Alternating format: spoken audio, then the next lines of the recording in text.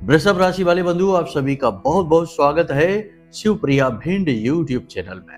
तो वृषभ राशि वालों, ध्यान से समझिए। होली के दिन अपने घर के मुख्य दरवाजे पर बांध देना यह एक छोटी सी चीज, विशेष मंत्रों के साथ अभिमंत्रित करते हुए महाशक्तिशाली चीज। होलिका के दिन अगर आपने अपने घर के मुख्य दरवाजे पर इसे बांध दिया तो दुनिया की कितनी ही बड़ी नकारात्मक शक्ति हो, नजर, टोना टोटका, तंत्र क्रिया, यहां तक कि मारण कर्म भी आपके ऊपर किया गया, कोई भी बड़े से बड़ा अविचार कर्म भी आपके ऊपर कर दिया गया, तो वह आपके घर में प्रवेश ही नहीं कर पाएगा। आपके जीवन में किसी प्रकार का कोई दुख संकट लेकर नहीं आ पाएगा, आपका बाल विवाह का नहीं कर पाएगा। जी बंधुओं, बहुत ही शक्तिशाली है यह एक चीज, और इसका प्रयोग करने वाला हमेशा सुखी रहता है, क्योंकि फिर वह दुनिया की हर नकारात्मकता से दूर हो जाता है, स्वयं भी सकारात्मक ऊर्जा से भर जाता है। बंधुओं, वर्ष में केवल एक बार, एक दिन आपको यह विशेष अवसर मिल रहा है, इसे मिस मत कर देना, वरना पूरा जीवन दुख में बीत सकता है। हो सकता है कि छोटी से छोटी घटना भी, छोटी से छोटी नकारात्मकता भी आपके जीवन में बुरे से बुरे और बड़े से बड़े परिणाम लेकर आए, जिन्हें आप सहन ही न कर पाए। तो ऐसे में आपको अपने जीवन में अपने आसपास एक सुरक्षा घेरा बनाना बहुत अधिक आवश्यक है। याद रखना बंधुओं, आज का यह जो समाज है, जो संसार है, इसमें नकारात्मकता अपार है, दुनिया भर की नकारात्मकता भरी पड़ी है। आज आप देखते ही हैं कि आज से 30-40 साल पहले रिश्ते नातों का जो स्वरूप हुआ करता था, अब वह पूरी तरह से विकृत हो चुका है।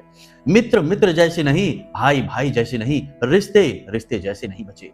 अपनों से ही लोग जरूरत से ज्यादा जलते हैं, वैमनस्यता रखते हैं और अपनों के ही सुख में दुखी होने लगते हैं। इतने से ही काम नहीं चलता, फिर उनके सुख को समाप्त करने के लिए मन ही मन उल्टे सीधे प्लान बनाने लगते हैं। और जब कोई अपना दुखी होने लगता है, खास तौर से उसने कुछ हासिल कर लिया हो, सुखी हुआ हो, सफल हुआ हो, फिर अचानक उसे चोट लग जाती है किसी कारण से, तो सबसे ज्यादा सुख अपनों को ही मिलता है। याद रखना बंधुओं, यह कड़वा है, परंतु आज के समय का यह सबसे बड़ा सत्य है। आज के समय में लोग दुनियादारी से कम परेशान हैं, अपनों से ज्यादा परेशान हैं।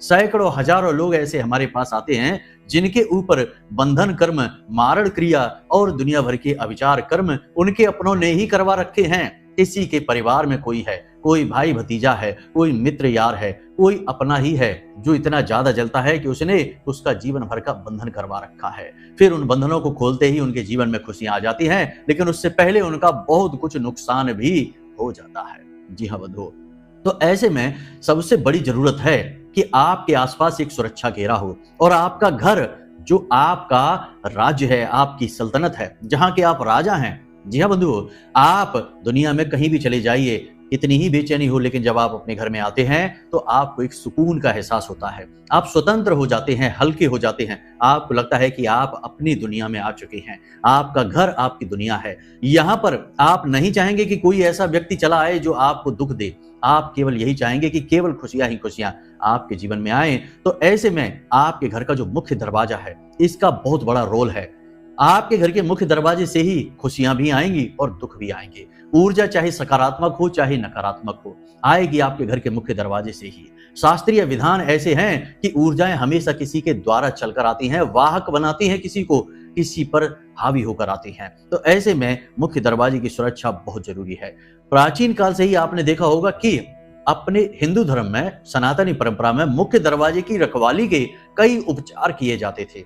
पंचशूलक बनाए जाते थे, स्वास्तिक बनाए जाते थे, श्रीम लिखवाया जाता था, और राजा महाराजाओं के यहाँ मुख्य दरवाजों के आसपास शेर, दहाड़ते हुए शेर बिठाए जाते थे, हाथी रखवाए जाते थे, पत्थर के ही सही, परंतु वे प्रतीक हुआ करते थे जो कि मुख्य दरवाजे की सुरक्षा के लिए प्रयोग किए जाते थे, नकारात्मक ऊर्जाओं को डराने के लिए प्रयोग किए जाते थे, हथियारों तक का प्रयोग किया जाता था। तो ये सारी चीजें क्यों? और एक खास बात कि प्राचीन काल में चाहे घर किसी भी पदार्थ से बना हो, लेकिन मुख्य दरवाजा पत्थर और लकड़ी से ही बनता था। अब आजकल लोग लोहे के, स्टील के, दुनिया भर के मटेरियल प्रयोग करने लगे हैं, लेकिन यह गलत है। मुख्य दरवाजे को जो ऊर्जा होती है उसका कुचालक बनाना पड़ता है। तो दरवाजा लकड़ी का होना चाहिए और दहलीज पत्थर की होनी चाहिए। लेकिन चलिए, आपके मुख्य दरवाजे पर तो लोहे का फाटक लगा होगा। अब उस सब की बात छोड़ते हैं, जमाना बदल गया तो अब उपचार और क्रियाएं भी बदल गई। अब ऐसे में हम आपको बताने वाले हैं इस एक महाशक्तिशाली चीज के विषय में। साथ ही साथ बंधु, हम आपको एक ऐसी चाबी देने वाले हैं, एक ऐसा विशेष रहस्य बताने वाले हैं जिसे आपको जानना बेहद आवश्यक है। जो भी तकलीफ आपके जीवन में है, चाहे पैसे को लेकर तकलीफ हो, आमदनी नहीं बढ़ रही हो, व्यापार डूबते जा रहे हो, कर्जा बढ़ता जा रहा हो, घर में आपसी कलेश हो, एक दूसरे के साथ लोग प्रेम से नहीं रहना चाहते हो, कोई भी स्थिति हो, हर एक स्थिति की जड़ इस समस्या के साथ शुरू होती है, जो हम आपको आगे बताने वाले हैं। उसके लिए हम एक बहुत ही महाशक्तिशाली उपाय भी बताएंगे, समस्या और समाधान दोनों आपको देंगे। कार्यक्रम को धैर्य के साथ आपको देखना है। इस एक चीज के विषय में आपको बताएंगे, इसका विधि विधान नियम सब कुछ बताएंगे। पूरे धैर्य के साथ तसल्ली से ठंडे दिमाग से कार्यक्रम को देखना, जल्दबाजी नहीं करना है। यदि जल्दबाजी करना है, 2 मिनट वाला ज्ञान चाहिए जो चुटकियों में आए और चुटकियों में चला भी जाए, तो आप अभी कार्यक्रम छोड़कर चले जाइए, कहीं और जाइए। आपका उद्धार नहीं होगा, बस आपके साथ व्यापार जरूर होगा। लोग आपको दुरुपयोग कर करके आपका पैसा लूट लूट के आपको छोड़ते रहेंगे। आप जाइए, आप उसी के हकदार हैं, क्योंकि ईमानदारी से कोई आपके लिए कुछ करना चाहे तो आपको हड़बड़ी मचती है, आपके अंदर धीरज धैर्य की कमी है। तो खैर ठीक है, आप समझ लेना, जैसा भी आपका स्वभाव है, व्यवहार है, वैसा ही आपके साथ इस संसार का आचार व्यवहार होगा। तो चलिए बंधुओं, जो धीरवान हैं, जो ज्ञानवान हैं, जो सचमुच में बदलाव लाना चाहते हैं, जीवन में दुखों से मुक्त होना चाहते हैं, वे कार्यक्रम में आगे ठहरेंगे। चलिए कार्यक्रम को शुरू करते हैं। महामाई को याद करते हुए कमेंट बॉक्स में लिख डालिए पूरे भक्ति भाव के साथ, जय मां भद्रकाली, कृपा करो। महामाई निश्चित तौर पर आपके ऊपर कृपा करेंगी। माई बहुत दयालु है, हमें पूर्ण विश्वास है। अब 14 तारीख को होने वाले महाअनुष्ठान में यदि आप शामिल होना चाहते हैं, जो हमारे धाम पर होगा, हम स्वयं उसे करेंगे, तो आपको वीडियो में दिए गए नंबरों पर फोन करना है। एक छोटी सी दक्षिणा है। अब ये मत कहना कि दक्षिणा की क्या जरूरत है, अब इसमें भी कुतर्कबाजी लानी है तो कोई बात नहीं, इसमें भी शामिल मत होइए। जिनको होना है उनके लिए एक छोटी सी दक्षिणा है। इस दक्षिणा से आपके नाम से नारियल, आपके नाम से चुनरी, माई के लिए श्रृंगार समर्पित किया जाएगा। हवन में जो सामग्री डलेगी उसमें भी आपका हिस्सा होगा। जो साकल्य बनेगा उस साकल्य के लिए भी आपकी सामग्री आएगी। तो अब इस सब के लिए अर्थ की, पैसों की जरूरत होती है। दुनिया में सब कुछ फ्री फंड में नहीं मिलता है, सबका मूल्य होता है। तो अब ये छोटी छोटी बातें भी बताने की नहीं होती, समझने की होती हैं। अगर आपको समझ में आती है तो अच्छी बात है, वरना जो सेवा कार्य है वह तो चलता रहेगा। जिनके हिस्से की है उन्हें मिलता रहेगा, जो कुतर्की है वो ऐसे ही कुतर्क करते रहेंगे। करते रहिए, कोई बात नहीं है। तो छोटी सी एक दक्षिणा रहेगी, उसे आप जमा करा दीजिए और आपके नाम से यह क्रिया कर दी जाएगी। तो चलिए बंधु, उम्मीद करते हैं कि यहाँ तक आप सारी बातें समझ चुके हैं। अब अपने मूल विषय को शुरू करते हैं। बंधु ध्यान से सुनिए, कुंडली का आकलन जरूर कराना चाहिए, क्योंकि अगर आप खूब मेहनत करने के बाद भी यदि कामयाबी हासिल नहीं कर पा रहे हैं तो कहीं ना कहीं कुंडली में कोई दोष है, कोई नकारात्मक ग्रह योग है। उसका जब तक निराकरण नहीं होगा, उससे छुटकारा प्राप्त नहीं होगा, तब तक आपको कामयाबी हासिल नहीं हो सकती। उपाय चाहे कितने ही करते रहिए, ठीक है। तो प्रेम से बोलो जय माई की। जय माई की गुरुजी। इस संसार में जितने भी घर हैं, हम देखते हैं लोगों के मैसेज आते हैं, हमारे पास फोन आते हैं, गुरुजी हमारे घर का वातावरण बहुत खराब है। हमें घर के बाहर अच्छा लगता है, लेकिन जब हम अपने घर में आ जाते हैं तो पता नहीं क्यों हमारा मन खराब होने लगता है, हमें घबराहट होने लगती है, बेचैनी होने लगती है, सो नहीं पाते हैं।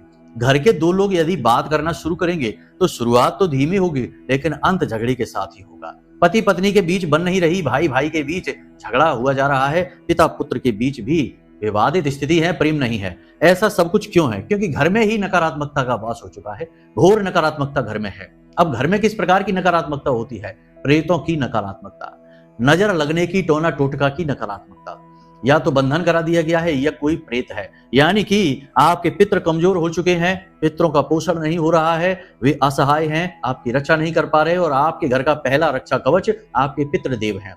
आपके पितृ शक्तिहीन हैं तो आपकी रक्षा नहीं हो रही है। अब कोई भी प्रेत आपके घर में आ रहा है और निवास कर चुका है और आपके जीवन को उसने नर्क बना रखा है। घर में बीमारियां हैं, कर्जा बढ़ता जा रहा है, पैसा आता तो है लेकिन रुक नहीं रहा है। घर के बच्चे भी असभ्य होते जा रहे हैं, मनमुखी होते जा रहे हैं, बड़ों की बात नहीं सुनते हैं, मन में जो आता है वह कर रहे हैं, पढ़ाई लिखाई से, शिक्षा से ध्यान हट चुका है। ये स्थितियां बहुत ज्यादा हैं। हम लगभग 70-80% लोगों की जो समस्याएं सुनते हैं उनमें हमें ये समस्याएं ही मुख्य तौर पर दिखाई देती हैं, और ये सारी समस्याएं जो हैं ये पितृ दोष का सूचक हैं, यानी कि भयंकर पितृ दोष लगा हुआ है। तो अब पितृ दोष का जो उत्पत्ति होती है वह एकदम से नहीं हो जाती, लंबे समय से पीढ़ी दर पीढ़ी यह पितृ दोष चला आ रहा है। अब यदि कार्यक्रम घंटों का होता, यह हमारा और आपका आमने सामने बैठकर चर्चा होती, तो हम आपको यह पूरी प्रक्रिया समझा देते कि पितृ कहां से शुरू होता है, ये दोष कहां से शुरू होता है और कैसे कैसे इसके लक्षण पीढ़ी दर पीढ़ी दिखाई देते हैं। लेकिन समय की सीमा है, इस वजह से हम ज्यादा विस्तार में नहीं जाएंगे। बस आप समझ लीजिए कि आपके जीवन में यदि इस प्रकार के संकट आ रहे हैं जो टाले नहीं टल रहे, एक समस्या का निदान करते हैं तो 4 नई समस्याएं खड़ी हो जाती हैं। जीवन समस्या का ही दूसरा नाम बन चुका है। तो जरूर पितृदोष से आप पीड़ित चल रहे हैं। ऐसे में यह जो होलिका अष्टक का समय चल रहा है, होलिका का समय आएगा, होलिका दहन का समय आएगा, यह आपके लिए रामबाण समय है। इस समय आप इसका उपचार कर सकते हैं। पितरों की ऊर्जाएं भी अति बली होती हैं। इस समय पर हर प्रकार की ऊर्जा बलवान होती है। तो आपके लिए यहाँ पर एक बहुत बड़ा सुनहरा अवसर है। अब आप ऐसे में क्या कर सकते हैं? आज जब आप इस कार्यक्रम को सुन रहे हैं, तभी से एक छोटा सा नियम बना लीजिए कि आपको एक लोटा जल लेना है। दिन में आप किसी भी समय ले सकते हैं। अगर दिन में 12 बजे के आसपास करते हैं तो अति उत्तम। वैसे आप कभी भी कर लें, कोई समस्या नहीं, बस रात में नहीं करना है। एक लोटा जल लेना है, उस जल में थोड़ा सा दूध मिला लेना है, थोड़ा सा गंगा जल मिला लेना है, थोड़े से काले तिल मिला लेने हैं और कोई भी एक पुष्प डाल दें। लाल रंग का कोई पुष्प अगर रख लेते हैं तो अति उत्तम है। अब उस लोटे को लेकर जाना है और पीपल की जड़ में उस लोटे को, उस जल को समर्पित कर देना है। उस पीपल के पेड़ का आपको एक प्रदक्षिणा करनी है, यानी कि परिक्रमा करनी है, और हाथ जोड़कर खड़े हो जाना है और अपने पितृ देवताओं से क्षमा याचना करनी है। पितृ देवताओं से क्षमा याचना करनी है और उनसे कहना है कि हे भगवान, हे पितृदेव, हमसे जो भी कुछ जाने में अनजाने में भूल हुई उनके लिए हमें क्षमा करिए। और आज से हम आपके लिए कार्य करना शुरू कर रहे हैं। आप हमारे द्वारा दिए गए भोजन को, पानी को, तर्पण को, पिंड को, जो भी क्रिया हम करेंगे उसे आप स्वीकार करें और हमें क्षमा करें और हमारी सुरक्षा करें। ऐसा आपको करना है। यह क्रिया आप कब तक करेंगे? जब से आपको आज यह कार्यक्रम देखा है तो आज से या कल से इस कार्यक्रम को, इस क्रिया को शुरू कर दें और लगातार 7 दिनों तक इस क्रिया को करते रहें। बंधुओं, ध्यान से समझते जाना, ये बहुत ही जरूरी उपाय हैं। इनके करने के बिना आप उद्धार नहीं पा सकते हैं। प्रयास कितने ही करते रहना, प्रयासों से कुछ नहीं होता। जब तक दैवीय कृपा ना हो, भगवान का हाथ ना हो आपके सिर पर, तब तक उद्धार नहीं होगा। वरना तो दुनिया भर के लोग सब कर ही रहे हैं, लेकिन सुख किसी को नहीं मिल पा रहा। तो ये कार्य आपको करना है। दूसरा कार्य आपको कि प्रतिदिन शाम के समय, जी हाँ, जब गोधूली काल होता है, यानी कि सूर्य अस्त हो रहे होते हैं, रात्रि और दिन का मिलन हो रहा होता है, उसे गोधूली कहते हैं। 6:30 बजे के आसपास का यह समय होता है। इस समय पर आपको अपने घर की दक्षिण दिशा में सरसों के तेल का एक दीपक जलाना है पितृ देवताओं के नाम से। इससे पितृ देवता ऊर्ध्वगामी होते हैं, बलिष्ठ होते हैं और उनकी ऊर्जा बढ़ती है। अब आप पितरों को इस तरह भोजन नहीं कराएंगे कि आपने थाली परोस के रख दी और सोचा कि थाली में तो भोजन ज्यों का त्यों है, पितरों ने तो खाया ही नहीं। पितृ भौतिक नहीं हैं, वे भोजन से ऊर्जा लेंगे। आपके द्वारा किए गए उपायों से, क्रियाओं से ऊर्जा लेंगे और उस ऊर्जा से बलवान होंगे। आपकी और हमारी तरह भोजन खाएंगे नहीं कि आपकी थाली खाली हो गई, भोजन समाप्त हो गया, ऐसे नहीं होता है। ये बातें दिमाग में लाना भी नहीं चाहिए। ये कुतर्क होते हैं और कुतर्कों के सहारे किसी विवाद को तो जीता जा सकता है, परंतु जीवन में जीत नहीं मिलती। जीवन में कुतर्कियों की ही सबसे बड़ी दुर्गति होती है। और जो सद्बुद्धि के साथ चलते हैं वे सब में विश्वास रखते हैं और धीरे धीरे कामयाबी की सीढ़ियां चढ़ते हैं, क्योंकि सब मिलकर उनके साथ हो लेते हैं और उनकी कामयाबी में जोर लगाते हैं। वह कहावत आपने सुनी ही होगी कि जब कोई इंसान दिल से कुछ चाहे तो पूरा ब्रह्मांड उसे वह देने के लिए जोर लगाने लगता है। तो ये ब्रह्मांडीय शक्तियां हैं, इनके लिए कुतर्क काम नहीं करते। तो आप समझिए इन बातों की गहराइयों को, क्योंकि हम कमेंट पढ़ते हैं और कमेंट में ऐसे ऐसे कुतर्की और मूर्ख आ जाते हैं जो ऐसी ऐसी बातें बोलते हैं कि हमें सुनकर देखकर भी आश्चर्य होता है कि भला कोई इस कदर मूर्ख कैसे हो सकता है, ऐसा कुतर्की कैसे हो सकता है। एक बर्थडे पार्टी में हजारों रुपए उड़ा देंगे और मंदिर में दान करने की 5 रुपए 10 रुपए की बात बोलो तो उन्हें लगता है कि हमें लूटने की व्यवस्था है, मंदिर में क्यों दान करें, मंदिर में दान करने से क्या फायदा है। और बाहर जाकर आपने एक पार्टी कर ली जिसमें 2-4 हजार रुपए उड़ा दिए, या फिर शराबियों ने शराब पी ली और गुटखा खाने वालों ने गुटखा खा लिया, उसका हिसाब किताब नहीं है। लेकिन मंदिर में जाकर दान करने का कह दो, किसी गरीब की मदद करने को कह दो, दान दक्षिणा की बात कर दो, तो उन्हें लगता है कि हमें लूटा जा रहा है। अब ये कुतर्क नहीं तो और क्या है? आप खुद ही अपने विवेक से समझ लीजिए कि इसका उद्धार होगा कि इसका पतन होगा। ठीक है, तो यहां तक आपने समझ लिया। एक तिल के तेल का दीपक आपको अवश्य जलाना ही जलाना है। 7 दिन तक इस क्रिया को करना है। जो भी क्रिया करनी है 7 दिन की क्रियाएं बता रहे हैं हम, ध्यान से समझते जाइए। इसी के साथ साथ अपने पूजा घर में, आपके पूजा घर में यदि आपके किसी पितृ की, यानी कि जो संसार से जा चुके हैं, उनकी कोई फोटो तस्वीर लगी है, उसे आप हटा दें। अपने घर की दक्षिणी दीवार पर इस तस्वीर को लगाना है, ठीक है। और आपके घर का जो बैठक होती है, जहां पर लोग आते जाते हैं या बहुत सारे लोगों की दृष्टि पड़ती है, उस जगह पर नहीं लगाना है, एकांत में लगाना है। कोई ऐसा कमरा हो जो एकांत में हो, जहां लोगों की आवाजाही ना के बराबर हो, उस कमरे में दक्षिणी दीवार पर पितरों की तस्वीर लगानी है। यहां तक आपने समझ ली। एक छोटी सी बात की, पितृ देवताओं के साथ यानी जो इस संसार से जा चुके हैं उनके साथ यदि कोई ऐसे व्यक्ति की तस्वीर है जो आज इस संसार में अभी है और ऐसी तस्वीर को आपने लगा रखा है और उस पर फूल माला चढ़ाते हैं, पितरों की तरह उसका पूजन करते हैं, तो भगवान के लिए रहम करिए उस इंसान पर जिसकी तस्वीर उसमें है और वो जिंदा है।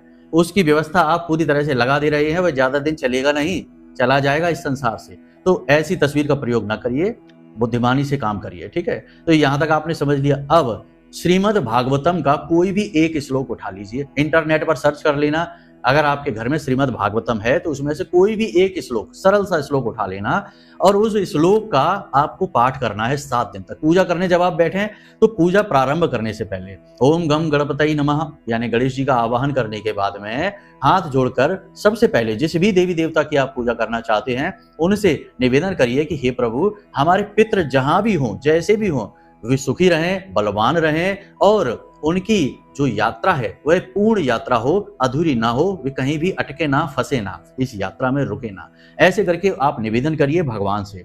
उसके बाद आप इस श्लोक का यानी कोई भी एक श्लोक श्रीमद् भागवतम का, अब जैसे कि हम बता दे तो सच्चिदानंद रूपाय विश्वोत्पत्त्यादि हेतवे तापत्रय विनाशाय श्री कृष्णाय वयम नमः, इस श्लोक का कर सकते हैं। यम प्रव्रजंतम अनुपेतम पेत कृत्यम द्विपायनो व्रह कातर आजुहाव, इसका कर सकते हैं। फिर आप अपने हिसाब से देख लीजिए एक श्लोक। श्रीमद् भागवतम को मुक्तदायिनी कहा जाता है, पंचम वेद कहा जाता है। और जब महर्षि वेदव्यास जो स्वयं नारायण के अवतार थे, उन्होंने सारे पुराणों की रचना कर ली, वेदों की रचना कर ली और उन्हें शांति नहीं प्राप्त हुई, तब नारद जी ने उन्हें श्रीमद् भागवतम की रचना करने के विषय में कहा। और जब उन्होंने श्रीमद् भागवतम की रचना की तब ही उनके मन को चैन आया और श्रीमद् भागवतम का जो प्रचार शुरू हुआ, जो सुनाने की क्रिया शुरू हुई, वह शुरू हुई राजा परीक्षित से, यानी जब उनकी मृत्यु, यानी कि मुक्तिदायिनी ग्रंथ है यह श्रीमद् भागवतम। तो इसका एक श्लोक अपने पितरों को समर्पित करिए, फिर अपनी पूजा पाठ करिए। ये 3 क्रियाएं यदि आपने 7 दिन तक कर ली, यानी कि इस होलिका अष्टक से शुरू करके होलिका के बाद तक 7 दिनों तक आपने कर ली, आपके घर में कैसा ही संकट हो, किसी भी प्रकार की बाधा हो, हम लिख कर देते हैं। आप हमारे नाम से लिख लीजिए, अमिताचार्य जी ने कहा है कोई भी संकट हो कट जाएगा, हम लिख कर देते हैं आपको। और अगर ना आपका कटे तो आप हमारे चैनल कार्यक्रम देखना बंद कर देना और कह देना कि आपका ज्ञान किसी काम का नहीं, खोखला ज्ञान है। इतनी बड़ी बात हम आपसे कहते हैं, आप पूरे भाव के साथ इस क्रिया को करना, इन क्रियाओं को करना सभी को। और देखिए फिर कि आपके पितृ कैसे आपकी ढाल बनकर खड़े हो जाएंगे, हर नकारात्मक ऊर्जा को काट डालेंगे, आपके घर से भगा देंगे। जी हाँ बंधुओं, तो इन क्रियाओं को आप करिए, ये बहुत जरूरी है इस समय और काल पर करना। अब बात करते हैं उस एक चीज के विषय में। तो बंधुओं ध्यान से सुनिए, जब होलिका दहन होगा 13 तारीख की रात को होलिका दहन होगा, आपको वहां जाना है। होलिका दहन जो है वह शुद्ध रूप से सकारात्मक ऊर्जा का प्रतीक है। जी हाँ, नकारात्मक ऊर्जा होलिका है और सकारात्मक ऊर्जा प्रहलाद जी है। वहां पर भस्म कौन हुआ? नेगेटिव एनर्जी होलिका, और सकारात्मक ऊर्जा नारायण के भक्त प्रहलाद बाहर निकल आए। तो जो वहां से सकारात्मक ऊर्जा बाहर निकली है, यानी कि जो प्रहलाद है वे सांकेतिक है सकारात्मक ऊर्जा के ऊर्ध्वगामी होने का, यह चित्रण है।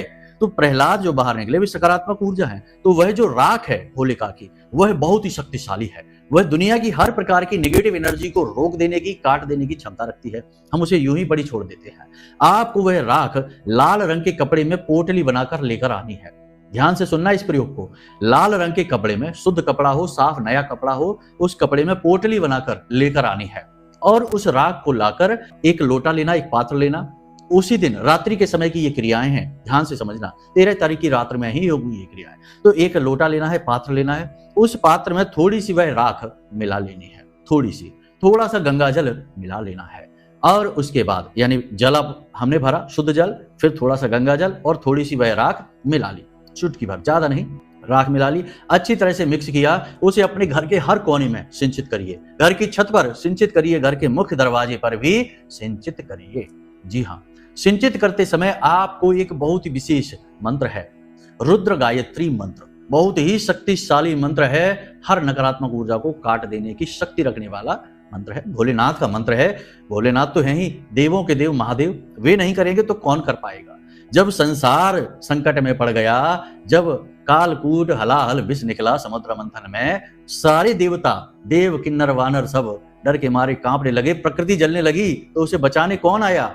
महादेव आए। यानी कि दुनिया की, इस ब्रह्मांड की, विश्व की सबसे बड़ी नकारात्मकता से संसार को बचाने के लिए महादेव आए। तो फिर ये जो आपके जीवन की नकारात्मकता है, इसे तो चुटकियों का काम है, महादेव को तो सूचना भी नहीं है। बस आपने उनका नाम ले दिया और यह कट जाएगी। तो इस क्रिया को करते समय, जब इस जल का सिंचन आप कर रहे हो, उस समय इस मंत्र का उच्चारण करते रहना। मंत्र आपके मोबाइल की स्क्रीन पर दिखाई दे रहा है, जरा इसे ध्यान से समझिए। ओम महादेवाय विघ्नहे रुद्रमूर्तये धीमहि तन्नः शिवः प्रचोदयात्। मंत्र एक बार फिर से ध्यान से सुनिए। ओम महादेवाय विघ्नहे रुद्रमूर्तये धीमहि तन्नः शिवः प्रचोदयात्। इस मंत्र का उच्चारण करते करते आपको यह जल सिंचित करना है। उसके बाद क्रिया पूर्ण नहीं हुई है, वह जो राख की पोटली आप लेकर आए हैं, उसी पोटली में आपको कपूर की 2 टिक्की, यानी भीमसेन कपूर लेकर आए, उसके 2 इतने बड़े बड़े टुकड़े बना ले और उस कपूर को उसमें डाल देना है। उसके बाद आपको लौंग का एक जोड़ा डाल देना है और 4 काली मिर्च के दाने डाल देने हैं। यह बहुत ही शक्तिशाली तंत्र हो चुका है। अब इस पोटली को, यानी छोटी सी पोटली आप लेकर आए हैं, इस पोटली को आपको बांध देना है दोबारा से, उसी लाल कपड़े में लाल धागे से बांध लेना है। अब इसे आपको अपने घर के मुख्य दरवाजे पर बाईं ओर, यानी जब आप बाहर से आएंगे तो आपके दाहिनी तरफ पड़ेगा, राइट हैंड, और जब आप बाहर निकलेंगे घर से तो आपके बाईं ओर, यानी कि लेफ्ट हैंड, उल्टे हाथ की तरफ पड़ेगा। लेफ्ट हैंड में इसे आपको चुपचाप रात में ही बांध देना है। कोशिश करना है कि कोई आपको देखे ना, टोके ना और कोई कुछ आपसे पूछे ना। आप इसे चुपचाप बांध दें और ऐसा बांधे कि ज्यादा ये दिखाई ना दे किसी को, थोड़ा सा कोने में छुपाकर किसी तरह से ऐसे बांध दे। ये काम अपना करता रहेगा, कोई देखे या ना देखे इसको बस आपको बांध देना है, बंधा छोड़ देना है और उसके बाद भूल जाना है। आप देखेंगे कि जैसे ही आप इस क्रिया को रात्रि के समय करेंगे, बाकी आपकी पूजा पाठ जो भी क्रियाएं हैं उन्हें आप करिए, लेकिन इस क्रिया को जरूर करिए। ये जो क्रिया आपने कर दी, इसके बाद आप देखेंगे 21 दिनों के अंदर अंदर भयंकर से भयंकर नकारात्मकता, कामों में आ रही रुकावट, पैसे की दिक्कत, कोई भी दिक्कत, बीमारियां हो, सब कुछ अपने आप गायब होने लगेगा। 21 दिनों के अंदर अंदर सब कुछ अपने आप गायब होता चला जाएगा। जी हाँ बंधुओं, अब कुछ लोग बोलेंगे कि बची हुई राख है, उसका क्या करना है? उसे फिर से रख लीजिए, संभाल कर किसी पात्र में रख लीजिए। लोहे का पात्र नहीं होना चाहिए, कोई पीतल की कटोरी हो, कांच की प्याली हो, उसमें रख लीजिए और अपने पूजा घर में ही रख लेना है। उसके बाद आप जब यह 21 दिन खत्म हो जाएं, उसके बाद इस पोटली को आप विसर्जित कर देना, किसी बहती हुई नदी में, जल में विसर्जित कर देना, नई पोटली फिर से बना लेना। इस प्रकार आप इस पोटली को 2-3 बार बनाइएगा और 2-3 बार के, यानी 21-21 दिन के इस क्रिया में सारी नकारात्मकताएं जीवन की समाप्त हो जाएंगी। फिर इसकी जरूरत पड़ेगी ही नहीं। और पितृ देवताओं के लिए जो आपने क्रिया की है, इस क्रिया को भी आप हर 21 दिन में या 1 महीने या 2 महीने के बाद फिर से 7 दिन के लिए दोहरा लीजिए। इस प्रकार इन क्रियाओं को करते रहिए और आप देखिए कुछ कार्य हैं जो आपको भूलकर भी नहीं करने हैं। अपने भगवान, अपने आराध्य, अपने धर्म, अपने माता पिता और अपने पितरों का अपमान नहीं करना है, किसी हालत में नहीं करना है। माता पिता की सेवा करनी है, उनकी बात माननी है। देखिए आपको जो करना है सो तो आप करिए, लेकिन अपने माता पिता के मुंह पर ही कम से कम ना मत बोलिए। वो जो कहें ठीक है, कह दीजिए ठीक है, हम आपकी बात ये मानते हैं, करते हैं। फिर आप जो मन में आए वो करिए, कम से कम उन्हें बुरा तो ना लगे। चेहरे पर ही आपने उनके सामने ही ना बोल दिया कि नहीं हम ये नहीं कर सकते, ये सही नहीं है। अरे आप अब बड़े हो गए, आपकी बुद्धि जागृत हो गई है, लेकिन आपकी माँ अभी भी माँ ही है, पिता आपके अभी भी पिता ही हैं, तो उनका अपमान नहीं करना है, मान उनका बनाकर रखना है। बस इतने से कार्य आप करिए और देखिए फिर कैसे जीवन में चमत्कार होते हैं। यदि बातें आपको हमारी समझ में आ गई हों तो कमेंट बॉक्स में लिख दीजिए पितृ देवताभ्यो नमः। हम समझ जाएंगे कि आपने कार्यक्रम अंत तक देखा है। तो चलिए बंधुओं, आज का कार्यक्रम यहीं विराम देते हैं। कोई प्रश्न मन में उठे तो नंबर हमने वीडियो में दे रखे हैं। कुंडली विश्लेषण कराना है तो उसके लिए भी यही नंबर है। पूजा में भाग लेना है उसके लिए भी यही नंबर है। इन नंबरों पर फोन करके सारी जानकारी ले लीजिए। चलिए बंधुओं, आज के कार्यक्रम को विराम देते हैं। हमेशा हंसते रहिए, मुस्कुराते रहिए, सकारात्मक रहिए, भगवान पर अपनी आस्था और विश्वास बनाकर रखिए। कुतर्कों को छोड़िए, तर्क को पकड़िए, क्योंकि उद्धार सकारात्मकता में है, नकारात्मकता में नहीं। प्रेम से बोलिए जय माई की, महामाई आपका कल्याण करे। धन्यवाद।